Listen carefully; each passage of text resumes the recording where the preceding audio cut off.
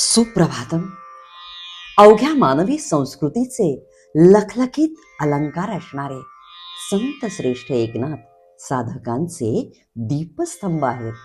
वैकुंठीचे ब्रह्मसगुण येऊनी सेवा करी आपण, म्हणावी श्रीखंड्या ब्राह्मण एकनाथ निजगेही. द्वारकाधीशानं 21 फूट खोल एक खण मोठ्या असणाऱ्या रांजणात नाथाघरी कावडीनं आवडीनं पाणी भरलं. स्वयंपाकघरात तत्परतेनं गिरिजा माऊलींना अनेक वेळा मदत केली. या लाघवी पुत्राचा नाथ परिवाराला लळा लागला. एके दिनी सुशर्मा ब्राह्मणाचं आगमन नाथवाड्यात झालं. नाथ महाराज द्वारकेच्या वास्तव्यात मज साक्षात परमात्म्यानं स्वप्नदृष्टांत दिला. नाथांच्या भक्तीची अंशिक उतराई होण्याकरता मी गेली 12 वर्ष पैठणात परमानंद अनुभवतोय. काय म्हणता? साक्षात परमात्मा इथं श्रीखंड रूपानं 12 वर्ष राबला. नाथांनी बेंबीच्या देठापासून आर्त साद घातली, श्रीखंड्या श्रीखंड्या. हातातलं काम टाकून गिरिजा माऊली देखील देवघराकडे धावल्यात. त्यांच्या डोळ्यांना धारा लागल्यात. साक्षात परमात्म्याला मी चक्क राबवलं. खूप शोधाशोध झाली. श्रीखंड्या कुठेच न दिसल्याने सगळेच हादरलेत.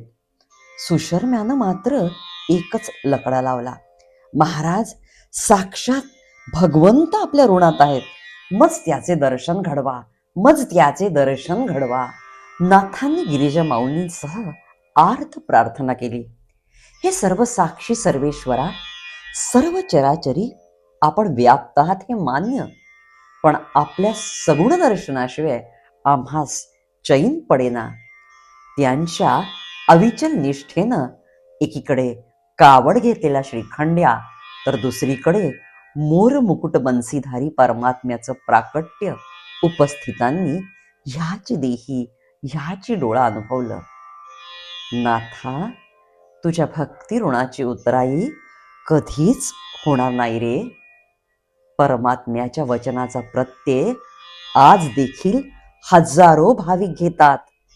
फाल्गुन वद्य द्वितीया ते पंचमी या दरम्यान प्रत्यक्ष भगवंत नाथांच्या घरचे रांजण भरतात. त्यांच्या हातून भरणपूर्ती झाल्याखेरीज पुण्यतिथीच्या पूजाविधीला आज देखील सुरुवात होत नाही. गिरिजा माऊलींचं ऊर भरून आलं. श्रीखंड्या, अरे तुझला पुत्र मानून तुझ्या विवाहाच्या विचारात होते की रे मी. माय, आधीच तर मला 16,108 आहेत. माझ्या विवाहाचं वर्णन जरी नाथांनी शब्दबद्ध केलं ना तरीही ते पुरेसं आहे. काशीच्या वास्तव्यात नाथांनी रुक्मिणी स्वयंवर शब्दबद्ध केलं. त्याच्या श्रद्धापूर्वक वाचनानं आज देखील अनेकांनी अनुरूप वधूवर मिळण्याचा अनुभव घेतलाय. भागवताच्या 11व्या स्कंधात भगवंतांनी उद्धवाला उपदेश केला. ह्याच स्कंधावर नाथांनी एकनाथी भागवत साकारलं. ऐहिक आणि पारमार्थिक क्षितिजावरील सगळ्याच विषयांचा चित्तशुद्धी, सद्गुरु कृपा, नवविधा भक्ती, ज्ञानभक्ती योग समन्वय इत्यादी सगळ्यांचाच नाथांनी सांगोपांग विचार या ग्रंथात केलाय. प्राकृतातील या ग्रंथाला अफाट लोकप्रियता मिळाली. एकनाथी भागवताचे पहिले 2 अध्याय तयार झाल्यावरच नाथांचा एक शिष्य त्याची हस्तलिखित प्रत घेऊन काशीस गेला. मोठ्या श्रद्धेनं स्नान संध्या झाल्यावर तो मणिकर्णिकेच्या घाटांच्या पायऱ्यांवर बसून त्याचं नित्य वाचन करायचा. एका षटशास्त्री संन्यासाच्या चेल्यानं प्राकृतातलं हे भागवत ऐकलं आणि त्यानं लगेचच आपल्या श्रीगुरूंना कळवलं.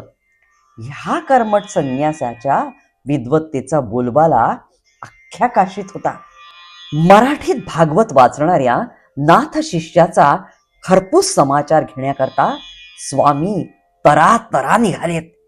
ए नाथ चेल्या, प्राकृतात भागवत लिहिणाऱ्या तुझ्या त्या पाखंडी गुरु एकनाथांना अगदी त्वरेनं काशीस घेऊन ये. चक्क देववाणी संस्कृताचा ते उपमर्द करत आहेत. मला त्यांना जाब विचारायलाच हवा. एव्हानं नाथांचे 5 अध्याय लिहून झाले होते. हस्तलिखिताची प्रत घेऊन नाथ काशीकडे प्रस्थान करते झाले. यतींनी नाथांचं उपमर्द करण्याकरता 300 शिष्य अगदी सज्ज ठेवले होते. पण नाथांसारखं ऋषितुल्य विभूतिमत्व बघताच सगळेच नमस्कारार्थ वाकलेत. अगदी सगळेच निंदक वंदक बनलेत. संन्याशी बुवा मनातल्या मनात तरफडलेत आणि त्यांनी आज्ञा केली, प्राकृतात भागवत लिहिणाऱ्याचे मज तोंड पाहायचे नाही, त्याचे मुखदर्शन देखील नको. पडदा टाका आणि पडद्याच्या आडूनच आम्ही त्या एकनाथास जाब विचारू. एकनाथा, तुझा हा ग्रंथ गंगार्पणच करायला हवा. तू चक्क देववाणीचा उपमर्द केलाय.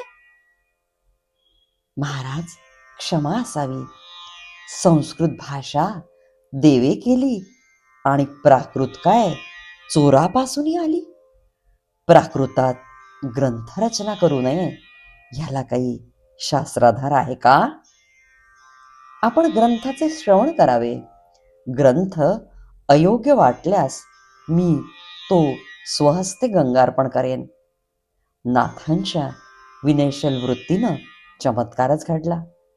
स्वहस्ते स्वामींनी पडदा दूर केला आणि नाथांना चक्क वंदन केलं. स्वतःच्या अध्यक्षतेखाली त्यांनी 10 निष्णात भागवती परीक्षणास बसवले. 4 दिवस अखंड परीक्षण चाललं.